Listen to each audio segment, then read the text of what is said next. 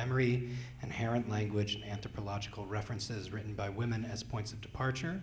Sites of practice have included a former WW2 World War II military shelter in East LA, Cyborg Historical Theater in a northern fjord in Iceland, the Crowley Theater in Marfa, Texas, a Desansa tribe territory in Rio Negro, Brazil, the Los Angeles National Forest, and the high desert of California, as well as exhibiting in a lot of incredible galleries, including our own gallery here at the Philosophical Research Society. Her first book, titled Second Birth, was published in the spring of 2023 by Hexen Text. Dama is a librarian here at PRS in LA, where she also curates and hosts a monthly Surrealist Study Group focusing on women authors and artists in conversation. You already know Chloe. Welcome to the stage, please, Chloë Cassens and Dama. Thank you. Hello. Hi. Hello, everybody. Thank you Hello. for joining us tonight. I'm Dama. I'm Chloe. And Chloe. I'm gonna, I wrote a few questions down, but I feel like this conversation will lead, one question will lead to many answers, and many answers will lead to many other questions. Yes. Because, as Chloe know, we run here a Surrealist Study Group at PRS, and it's been an incredible, a year-long running conversation around surrealist artists and poets, and Chloe has been to a couple of our events, and this film, to us, it represents so many of the things that we have been talking about in the group. And I think as a first question to you, I want to read a quote that Cocteau said about poetry that I learned from you, that this quote comes from as a letter to the future. So he says, poetry is a kind of superior mathematics, and let's not forget, it's almost always prophetical. There's a prophet in each poet, and we're very humble about this, because a poet is, in a way, a work hand whose act engages a self, more profound than himself, which he doesn't know too well, mysterious forces which inhabit him and which he knows poorly. I would go so far as to say a schizophrenic who inhabits all of us and of whom almost all grown-ups are ashamed. Mm-hmm. Can you talk about this with us? And like as a Cocteau's like scholar and someone who's probably been through his entire archive, I imagine, can you speak to us about this idea of the meaning of the blood of a poet as his first film, as a personal mythology? Yes. So as I mentioned to you right before the screening, so that quote comes from kind of the last thing that Cocteau ever really released in his lifetime. In 1962, he recorded an address to the year 2000, and he passed away in 1963. And this whole 30-minute video recording is pretty insane for what he was touching on however many years ago. And the end of that quote, I actually did a reading of this speech about 6 weeks ago. Yeah, 6 weeks ago. But the end of the quote is that poets and children, and I forgot what the third, are not ashamed of that ideology. What's interesting about The Blood of a Poet and this quote that comes many years later is that at the time that Blood of a Poet came out, Cocteau was, I would say, like enemy number one of all surrealists. They had a lot of beef. It was really crazy. But one of the things that they found to be particularly offensive about this film was how personal it was. It was sort of vulgar even, that he would put so much of his own experience and his own psyche and his own self into this film. Like, how dare he make something quasi-autobiographical? A lot of the things that were shocking in Cocteau's day are so commonplace today that we don't even think of them as being transgressive or radical, but it was at the time very odious to them. André Breton called the film the menstrual blood of a poet. And I will say, if you are a fan of Breton, I'm so sorry. You are not going to get any good words out of me about him tonight. Well, but he was I mean, homophobic. If Breton has no haters, I am dead. You know. Yes. But yes, yeah. he was. He wrote the Surrealist Manifesto, which is 100 years old this year. It was important. It was a good thing that he did. But oh my God, what a piece of work he was. But no, and Breton. Aside from literally his entire life referring to this film as the menstrual blood of a poet, which I think is also a bit misogynistic, Yes. he sent Louis Aragon and Paul Éluard and Louis Buñuel to Cocteau's apartment after this film came out to like stand outside and intimidate him for months. He was very offended, which, again, I think if you're like triggered or something, that must mean that there's something very personal that's getting to you. So. Yeah, we can hate on Breton together anytime. But he took credit for a lot of things that were not his. So, but that's another story for another time. We can't give him that much oxygen. No. Okay, the people we meet in the film, and you in the beginning, in the introduction, you said pay attention to these four symbols, which I call them symbols and metaphors in the film that he used throughout the entire film beautifully. And there's so many in there, but we can focus on those four because we don't have time. But can we start with the statue?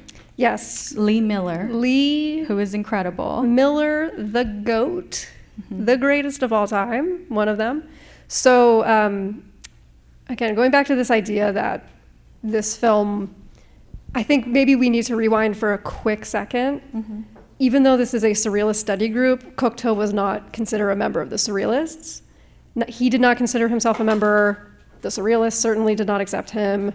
This film was not intended to be a Surrealist film by Cocteau, but he kind of won at their own game, so it is very much lumped in with Surrealist film.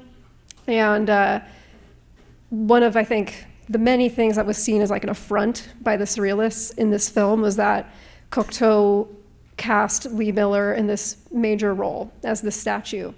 And Lee Miller, for those of you who don't know who she was really an incredible woman. She was American, and she was a model. She moved to Paris, and she was the muse of Man Ray. And so, Cocteau took the Surrealist, the official photographer of the Surrealists' muse and girlfriend, and put her in his film. That was sort of seeing crossing into turf that he shouldn't have crossed into.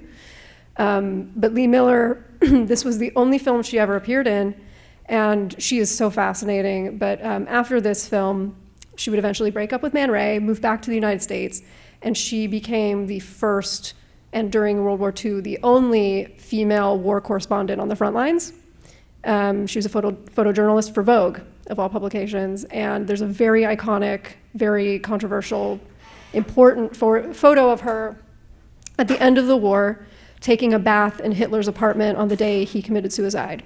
And she's washing the dirt of Dachau off of her. And she had earlier that day photographed the liberation of that camp. So she, I think in some of these figures that we see in this film, it's also like our only real opportunity to see these very important, very real people come alive in their own way. We can hear their voice, we can see how they moved. It's almost like a snapshot of 1930s Paris and what that world, that social set was like before, this war completely ripped it apart. And there's Lee Miller. And Feral Banga. Yeah, so Feral Banga is the angel.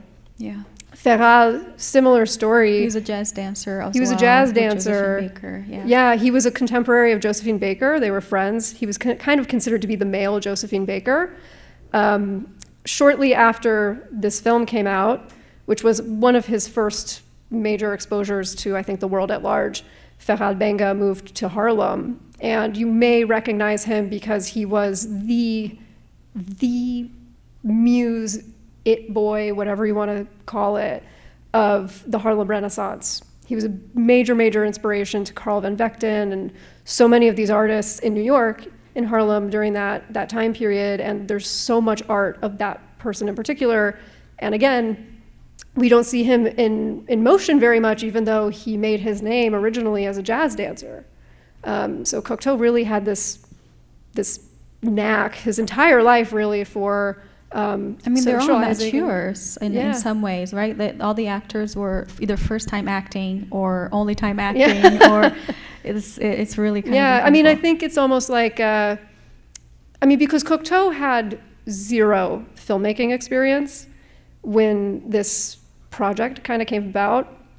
Actually, when he first was commissioned to make it by the Vicomte de Noailles, he originally conceived of it as an animated film, and then very quickly rethought that idea and said, you know what, I think I have something better in my pocket. And I think that's very evident. There's a lot of firsthand accounts of how he had to lean really heavily on Georges Perrinal, who was his sort of cinematographer and assistant director, because he didn't know how to make a tracking shot. He was dragging the camera on a piece of wood through that hotel hallway. Like, he had no idea what he was doing. And so, I mean, there's even a story about how Lee Miller, to get that draping effect on her dress, they soaked her in castor oil and then made her stand under these hot lights for hours and hours and hours, so much so that it started to give off smoke. Her dress was starting to smoke up. And instead of, doing the right thing, I think, and saying, okay, maybe we should stop for the day and wait for you to stop smoking, Cocteau said, well, the smoke adds ambiance. Let's just go through it. Let's just keep going. So I think a little bit of that, like, I'm not going to say ineptitude with filmmaking, but that inexperience really led to some like technical breakthroughs in a way. Yeah, and I think so many of the shots, you can tell it's very DIY, but the simplicity of it is what makes it. Mm-hmm. Like the water in the mirror. The water in the mirror, or even the rooms, each room, the way they were created as these little vignettes, but like just the shadow puppetry was brilliant, and then the eye into the camera, and the repetition, and the cyclical thing, and then him against the wall being pushed, and then trying to fight back his way back into outside of the mirror. It's like, it's such a trip of the subconscious there that I think we've all had that feeling, and but it is like in going back to the quote a little bit, where he talks about is like the things we forget as we grow and as we, when we're children. I guess not every child perhaps is the same, but it is like the awareness of poetry in everything that he has, that he creates, and that he recreates that awareness of poetry in everything over and over again.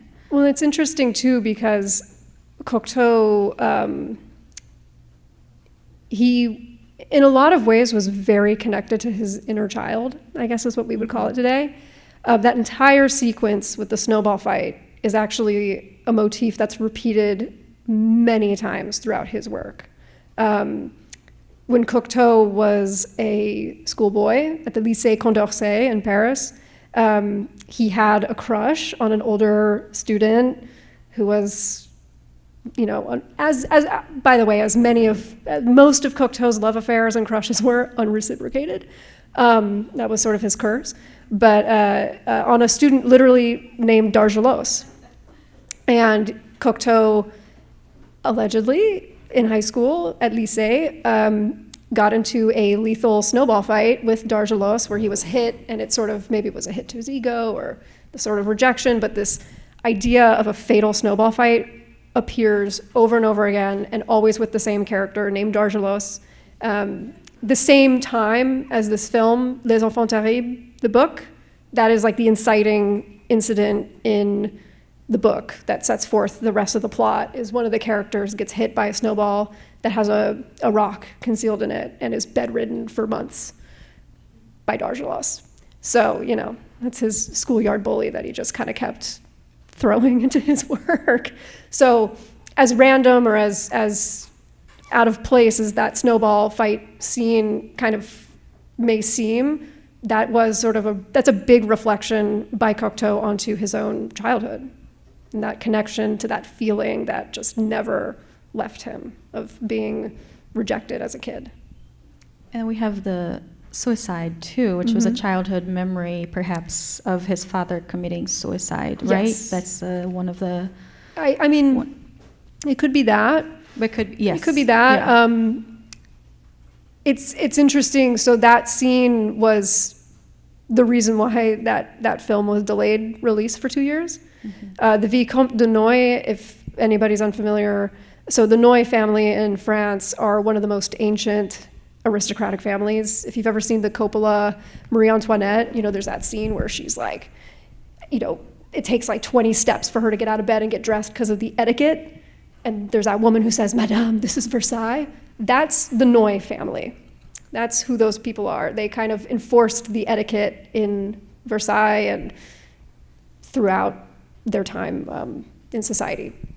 And so the Vicomte de Noailles gave Cocteau 1 million francs to make this film. And as a thank you or what have you, Cocteau put the Vicomte de Noailles and his wife, who was descended from the Marquis de Sade, into the film. And he shot them in those opera boxes applauding, but didn't tell them what they were applauding. And so, cut to, he shows them the film, and they're applauding that suicide. And so they obviously were like, fuck this, like, no way. And so they made him completely recut it.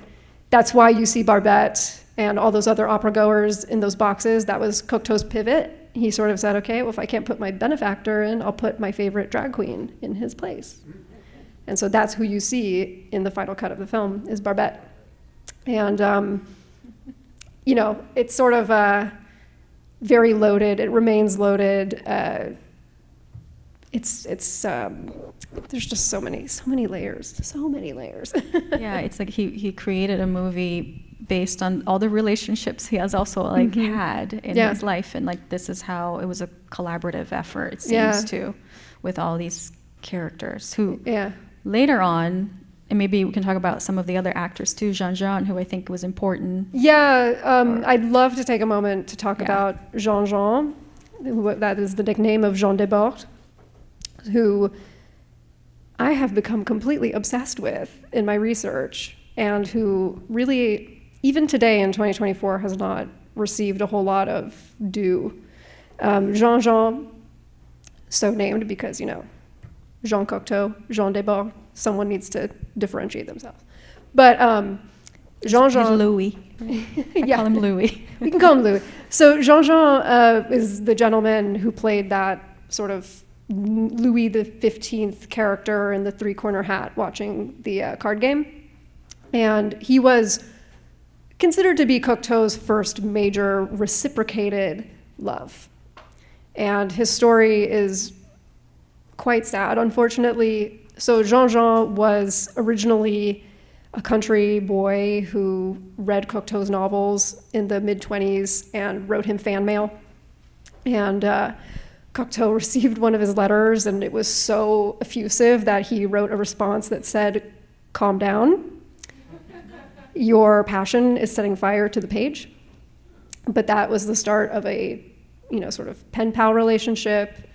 Jean joined the Navy. Cocteau had a thing for sailors. So when Jean Finished his time in the Navy, he showed up to Cocteau's apartment in his sailor suit, and, that was about that. But Cocteau really saw a lot of literary talent in Jean, and unfortunately, at the time, he was the only person who saw that talent. Jean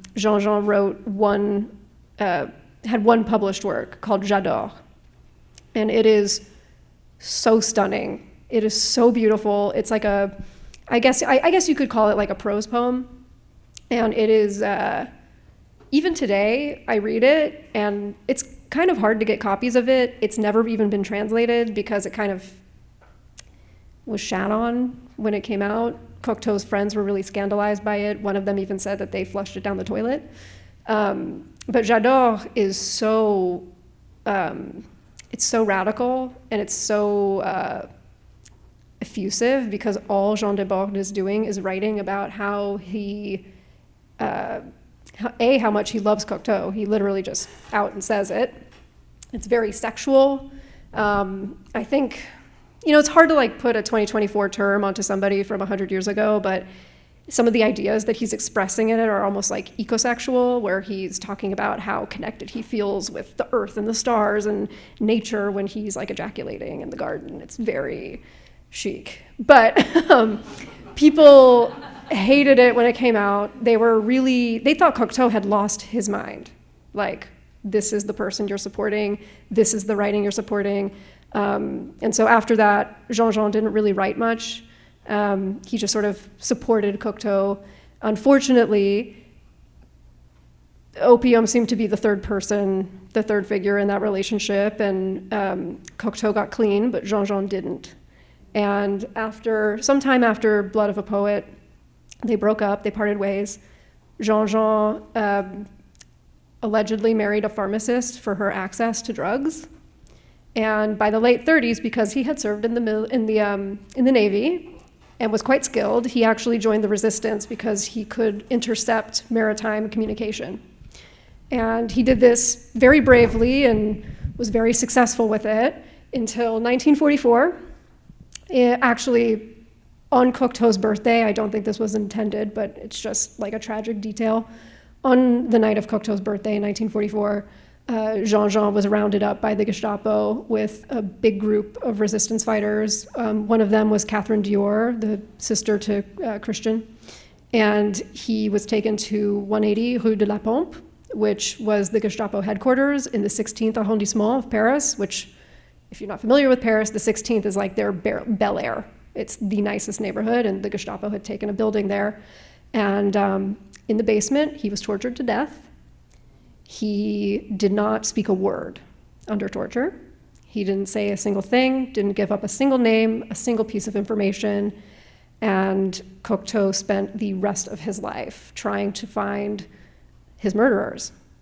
And it has been said that when Cocteau would talk about Jean after his death, he would say they took his eyes, which is why when we watch this film, it is so special to have even just a slight bit of him, because he was so beautiful, and those eyes were so beautiful, and they were taken from him, and he was murdered in this really disgusting and brutal way. But that said, in the Panthéon in Paris, which is where all the very consecrated figures of French culture and military are celebrated or buried, there's actually a list of writers, specifically, who gave their lives in service to France during World War II, and Jean is on that list. So, anyway, it's sort of... That's wild. Yeah. Yeah. It's just a very unique thing to have. Again, you have in the same frame of this film, Lee Miller, who's covering the front lines, Jean, who is a resistance fighter, Ferral, who becomes the muse to the Harlem Renaissance. Yeah. Like, it's almost shocking to think about. Yeah. And Jean Cocteau, who stayed in Paris in spite of the Nazi occupation. He did, yes. And can you tell us a little bit about that? I'm just curious how he was openly gay his whole life and had open relationships in public. For the time, it's pretty incredible that he went through. And then during the fascist occupation, the Nazi occupation in Paris, he stayed somehow, untouched. Yeah, so... which is, can you tell us? Yeah, so Cocteau's time during World War II is still relatively controversial, because he did express admiration for Arno Breker, who was Hitler's favorite sculptor. That said, I think something to keep in mind, as Angelinos, is that Paris is really small. Way more small compared to LA, socially and geographically. I mean, you can take the metro from one end of the city to the other in 30 minutes. That's considered a trek. So, that said, Cocteau was very social. People knew who he was. He was very out and about with, at that point, his other great love, another man named Jean Marais. His nickname was Jeannot. And Jean Marais was an icon of French male beauty. He was a very famous actor. He was the Beast in Beauty and the Beast, amongst other things. And they were sort of the first, not even sort of, they were the first gay power couple. And they were known as that before the occupation came in. And so when the Nazis came, Cocteau, being social, having a very wide net of contacts, I believe did all he could to keep himself safe. His best friend was Coco Chanel. If you know anything about what she was doing during the war, I could believe he maybe called her and said, hey, can you get me off the list? Like, make him overlook what's going on here. Does that make him a collaborator? I don't think so, but some people certainly thought that. The other major thing to keep in mind is that at the time of the occupation, the Nazis imposed their own codes, like, censors. And you had to apply as an artist to receive like a permit to release anything. And many artists today, like some of these surrealists, like Paul Eluard and Louis Aragon, and a lot of people refused to even play the game. They said, we will not follow the occupiers' rules. We are going to create art underground, no permits, no nothing.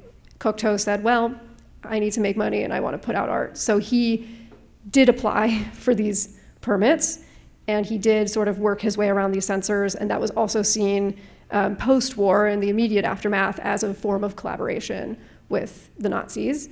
He was ultimately never found guilty of collaboration, but that said, the fact that he even put a toe into trying to follow the laws that they put in was really seen as quite unpopular.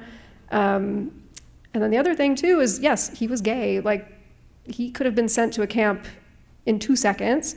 Jean Marais, his partner at the time, actually tried to join the resistance and was turned away.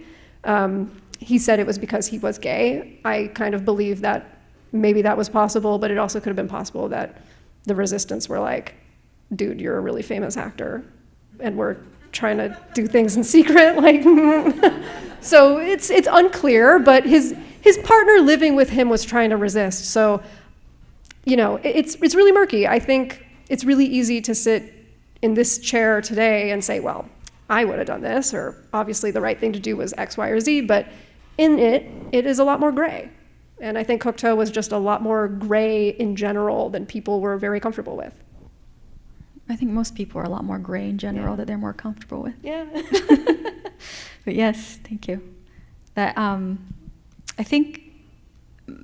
I feel like some of the works that he did following The Blood of a Poet, it's the first of a trilogy, from what I understand. And then the last one was Beauty and the Beast. Or the third one was, which one was, yeah. So Blood of a Poet is the first, not intended to be the first in a trilogy by any stretch, but it's the first in his Orpheus trilogy. Cocteau was very obsessed with the myth of Orpheus.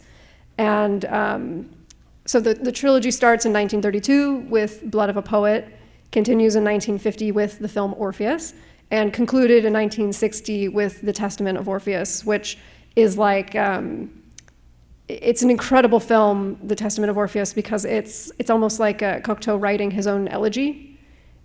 He stars in it, and it's a survey of his own life and career. And again, he passed in 1963, so this was really him pondering his legacy and his life. And many of his, many people that he worked with or socialized with made cameos in the film. It's very, it's a really special piece of filmmaking. And he puts himself in the film as well, in the third of a trio. And at the very end, he walks down this beautiful road in the south of France and just disappears out of frame.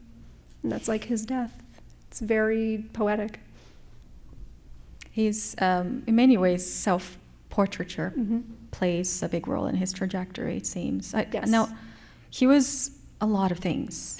He was a costume maker. He was a set person. He was an opium addict. He was a choreographer, a filmmaker, a painter, a poet. Yes. when you go through the archives, like what is it, has anything surprised you at all about what he's made throughout his life? Surprised every day. Yeah. I find something that like feels like having the rug pulled out from underneath me every day.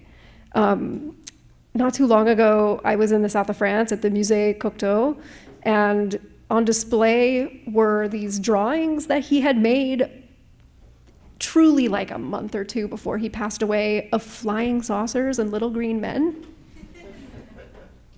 Well before Marvin the Martian was a thing. And I was like, oh my God. Like, he was so forward thinking all the time. All the time. I like to joke that if Cocteau had lived through the rest of the 60s, he would have been in India with the Beatles. He would have been in London with the Sex Pistols. He always found himself with whatever like the youth movement of the time was, which I think is why he stayed so relevant and why his work is so forward thinking all the time. I like to say if he were alive today, he'd be on TikTok, killing it, making weird, cool TikTok videos, maybe inventing new forms of social media. I don't really know. But he, what's so special about Cocteau, and I think, again, why he was not taken seriously at all in his lifetime, and even by some people today, is because he really allowed himself to just explore creatively whatever he felt like. He was never bound to a specific medium just because that's what his title was. So that's kind of, I think, how you get somebody who, at the beginning of his career, his mentor was Marcel Proust, was helping him with his poetry and helping promote his poetry in Belle Epoque Paris. And then by the time he died, he was helping Truffaut make his films. It's such a spread, and it's, I think, because he just was constantly curious, constantly working, constantly just making things. I mean, again, he made Blood of a Poet at the same time, in the same 2-year span that he wrote a play, wrote 3 books, drew, made pottery. Like, it's truly endless. Like, I like to say sometimes that the double-edged sword of my work as a Cocteau scholar and as somebody who's trying to spread the word of Cocteau is that on the one hand, it's great. I have so much material to work with. And then on the other hand, it's like, I have so much material I have to get through. It's a lot. It's so much. And what have you experienced in today as you're sharing this work with an audience again and over again? How do you experience the contemporary audience today responding to his work? It's so interesting to me because growing up, my grandfather, as we mentioned, had the largest Cocteau collection in the world. And my grandfather never met him, didn't know him, he just was obsessed. And as a kid, I thought that was normal to have in the house. Like, when you're a little kid, you don't really know what anything is, right? And so I thought everyone knew who Cocteau was. I thought, if anything, the way that my grandfather treated the work in his home was kind of like the way that little kids treat like their toys, like when they're really excited to show you like their new Lego set or something. Like my grandfather would be like, oh, did you see these arm lights in my wine cellar are actually the props from Beauty and the Beast? And I would kind of be like, cool, like that's nice. And then after my grandfather passed is when I really started to get interested in Cocteau, kind of as a way to process my own grief. But over the years now, and especially now, it's so interesting either exposing Cocteau to an entirely new crowd or even just based on what room I'm in, right? So I almost like to say Cocteau, because of all these mediums he worked in, he's like a Rorschach test. I can ask somebody how they know of Cocteau, and depending on their response, I can know everything about them. Like, oh, you know him as a filmmaker, got it. Usually that's here in LA. People will say, oh, the films. And I go, yes, but did you know he painted? And they'll be like, huh. In France, his poetry is taught in high schools. So depending on who I'm talking to out there, they might be like, really, he did other things other than writing? That's so crazy. There's not really like a holistic view, but I will say something that's very heartening for me is that I have, knock wood, I have yet to have somebody come up to me after a speaking engagement or after reading something on Sacred Monster and say, I fucking think this guy's ass. Like, everybody comes up and they're like, wow, this is so incredible, it's so moving. As I mentioned, I did a reading of his excerpts of his speech to the year 2000, and afterwards I had people coming up to me like in tears who had never heard it or never even heard of him, but they were like, oh my God, that was the most incredible thing I've ever heard. So it's nice to see that it really penetrates people like so deeply, but it's exciting, and it's usually young people, which I also think is very apropos of his work, that it's always young people. I will say, this is LA, it's always gorgeous people. Really, I have yet to meet somebody who's a fan of Cocteau who comes up to me and is like hard to look at. Correlation, I don't know, that's just like a mild, you know, I'm not doing a scientific study, but I will say I have noticed that.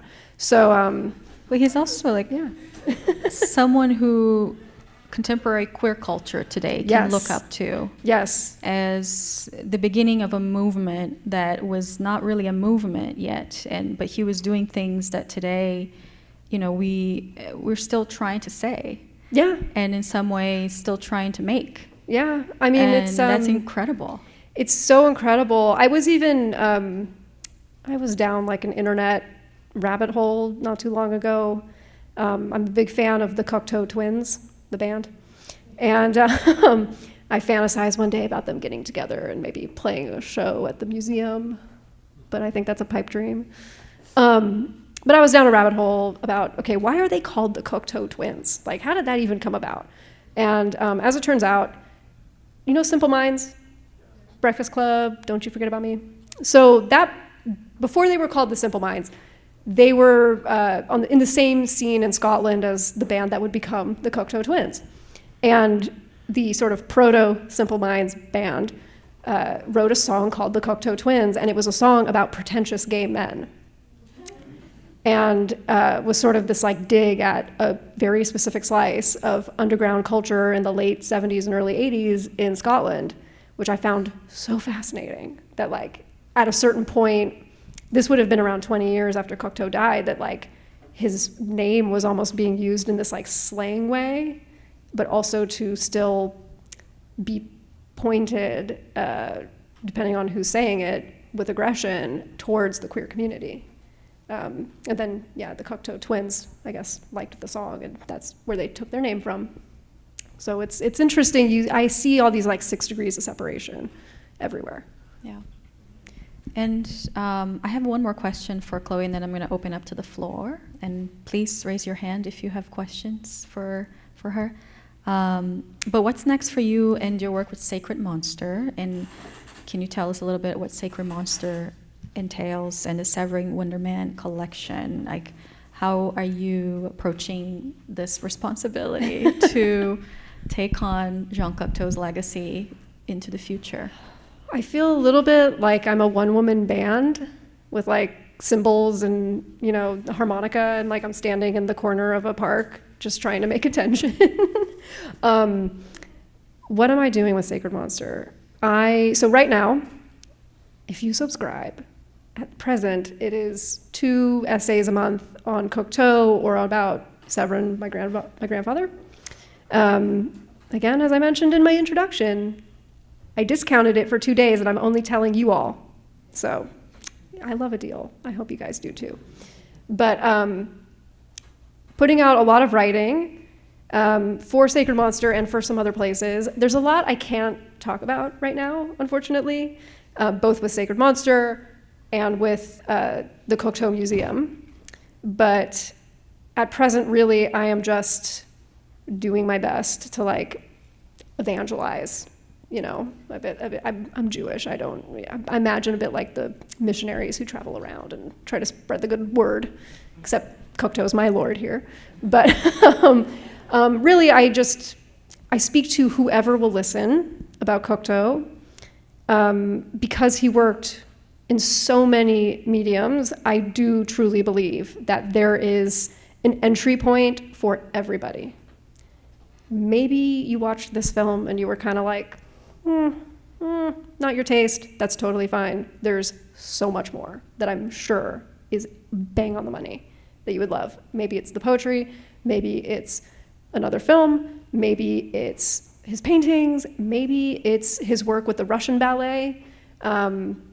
There's something for everyone with him, but it's just about finding it. So that's really my effort. It's just to get Cocteau into every home. Thank you, Chloe. Thank you. Yeah, it's really, thank you.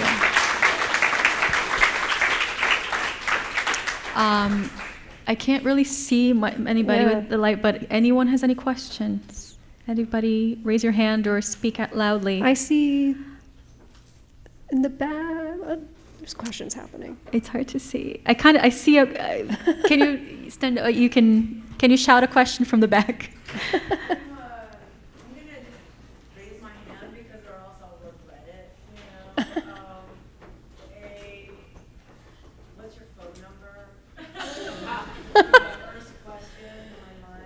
Maybe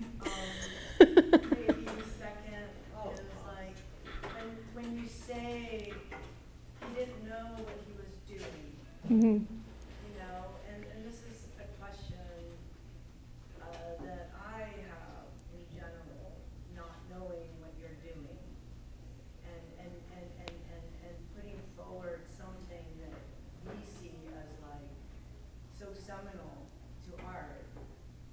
How do you feel knowing someone, not knowing what they're doing, yet doing everything so right? Well, I feel like kind of like a piece of shit. The thing is, I look at Cocteau's work and I just go, I don't know. I look at Cocteau's work. I look at work by other people, and it becomes very apparent to me that like God has favorites. I may not be one of them. You know, like some people just get touched and they have this crazy talent. They can do something where they have no idea what they're doing and make like something classic and something iconic, and yet like I got none of that, you know? If you really want to feel even worse about doesn't know what they're doing, Cocteau's first protege, Raymond Radiguet, wrote 2 books that are seminal in the history of French literature. The man died at 20 years old. And he wrote 2 books, 2, not just 1, 2 books that are like classics. You know, did you watch the Olympic opening ceremonies? Anybody? You know that threesome scene in the library? One of the books they're reading was a Raymond Radiguet book. That is how iconic it is. And he died at 20. He wrote both of his books between the ages of like 15 and 18. So, you know, with just a little like light encouragement from Cocteau. That makes you feel great. I feel, again, you know, but you know, look, like to me, almost at this point, it's like there's a freedom in being like, well, not gonna be me, just gonna live my life, just gonna let go of that. But yeah, I mean, I just truly think like, yeah, some people just get tapped on the head or something and they can just do it. They can do it. And I see right here. Yes. Yeah.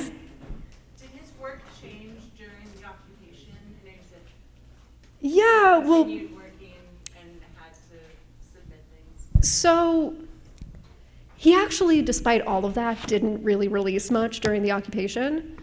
However, he did make, and I think conceive of, his most iconic piece of work, which is Beauty and the Beast. That's usually how people know of Cocteau, is he made the original fairy tale film, the first adaptation of Beauty and the Beast that Disney completely ripped off. But Cocteau, who here has seen it? Most people, yeah, most of you guys, yeah. It's usually, that's the entry point for Cocteau. So the war ended in Europe in 1944, in August, actually. They just celebrated a big anniversary. Cocteau filmed Beauty and the Beast in 45, and he put it out in 46.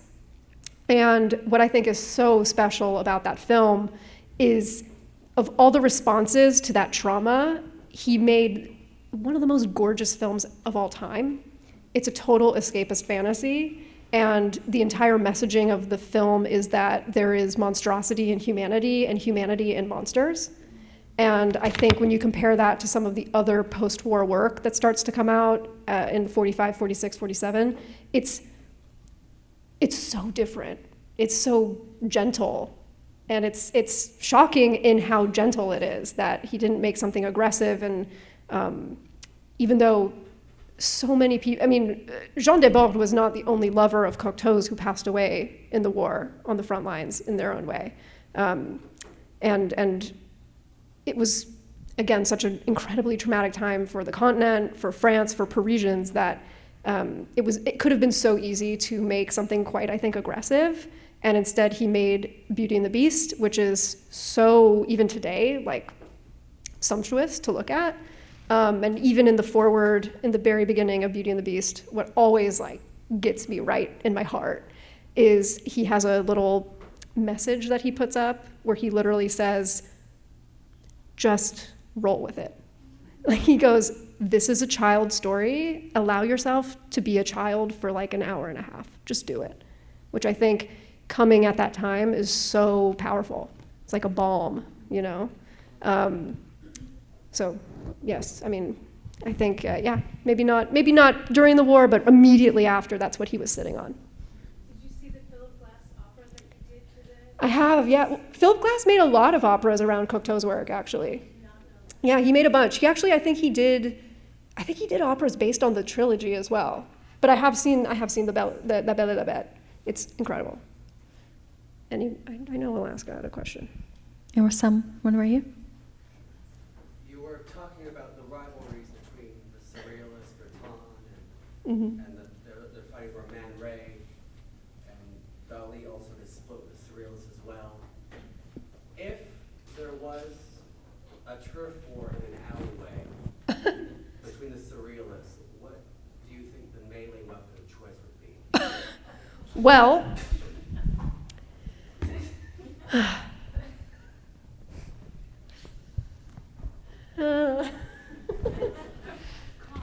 yeah, honestly, yeah. I was about to say, you know, they are Frenchmen, you know. We're not recording this, are we? We are. Well, I did write down, just by the way, just like as a reference, I did write down some of the absolute utter bars that came out of this beef. Kendrick and Drake wish.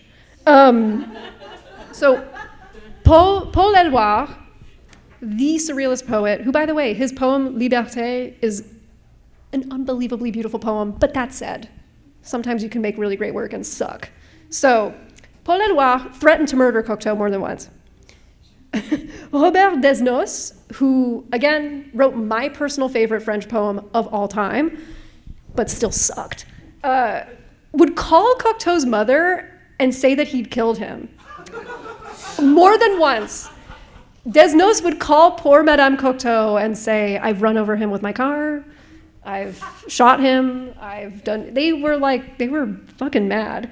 André Gide said that Cocteau was, quote, incapable of seriousness. Breton, menstrual blood of a poet. He also just said that Cocteau was the most detestable being of his time. And then, yeah, there's the anecdote about Buñuel and Aragon and Eluard. And what's funny, speaking of cock, is that very building that they would skulk outside of, as a side note, Buñuel, the Golden Age, was financed by the same person who financed Blood of a Poet, and he only got his financing because Cocteau told the financier, you should finance Buñuel's work. So that was the thank you that he gave to Cocteau, was lurking. But in that very building, one of Cocteau's great female friends, Valentine Hugo, they lived, I forget who lived on top and who lived on bottom, but they lived one floor separated from each other. This is right near the Madeleine in Paris. Valentine Hugo became Breton's mistress at this time. So Cocteau could not leave his apartment. Because either he would run into Breton on the staircase, or he would leave and see these guys like lurking out. And so it was tough. I don't know how they would have fought. Except I will say that at the end of Cocteau's lifetime, he became a member of the Académie Française, and all members of the Académie Française get a very lovely sword. And Cocteau's sword from the Académie he commissioned from Cartier. It's almost always on tour in a museum somewhere. At the very end of its sheath is a hand holding a snowball. I told you it was a motif. And, but yeah, I mean, he had a sword. You know, sorry, that's a very long-winded answer, but he had a sword, a very nice one from Cartier. I would love to steal it sometime. Where was his apartment? He lived many places in Paris, but usually he was either in the first arrondissement or he was right by the Madeleine. Was sort of, but I actually, speaking of some gossip here, but Cocteau's childhood home was in a building at the address of 485 Rue La Bruyère, which currently is occupied by the Soho House. And and they use Cocteau in all of their advertising, all of their marketing. Oh, he would have loved that. Yeah, he would. You know, he kind Sarcastically. but honestly, he kind of would have. But a social club, he was a social guy. But I, as a member of the Soho House, go to that particular one often. That's why I asked. And I didn't know if that was the it was, and that's also, I have told them many times that that is actually the address at where Cocteau's father shot himself. Oh, wow. And that maybe they need to hold a seance, and they either look at me with a blank stare or they go, ha ha ha. And I go, no, but for real, you know, there's like a ghost here. And yeah, so yeah, 45 Rue La Bruyère, that's in the 9th, right below Pigalle, sort of near the red light district. But now it's very hipster, and it's a Soho house. And One more question we have time for, but who? Right there? Yeah? I love menstrual blood poets. I mean, you know, there's a quote that menstrual blood is the only blood shed without violence. So I think he should have if it were said today, he would take it I think so. on his own and be I think so. You know, I think it's so typical of André Breton, where it's like he thinks he has like a sick burn, and it's like, and you're like, that's just misogyny. It's just clear that you hate women. Like, I don't know what else to say. Come up with something actually offensive or actually insulting, but you know, anyway. Okay, maybe one more. Yeah. Hi. Keith. Oh, okay. You mentioned he collaborated with the Russian ballet. Uh-huh. That's pretty particular sort of dance. What was that work? Oh, Really specific. actually, this is also the genesis of the surrealist beef. So, in the 1910s, Cocteau was very close with Diaghilev and the Russian ballet, and he really, really badly wanted to work with them. And he was kind of a kid hanging around, and he would help with the backdrops or the costume design. And he asked Diaghilev if he could write a ballet, and Diaghilev said, "Not right now, but come back when you have something shocking." And in the late 1910s, 1917, Cocteau comes back with Parade, which was shocking. It caused a riot. He got arrested on opening night. He collaborated on it with Picasso. It's a very, very iconic Russian ballet. And in the program notes of Parade, Guillaume Apollinaire, who was the great symbolist poet, who was the idol of Breton and all the surrealists, writes the first time that this is a work that emulates something surrealisme. So Cocteau's ballet is actually where we see the first instance of the word surreal come about.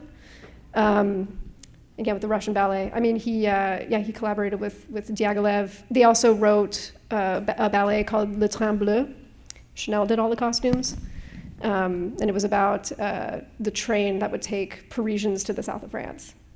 So there's a long, long history of Cocteau in the world of dance that, yeah.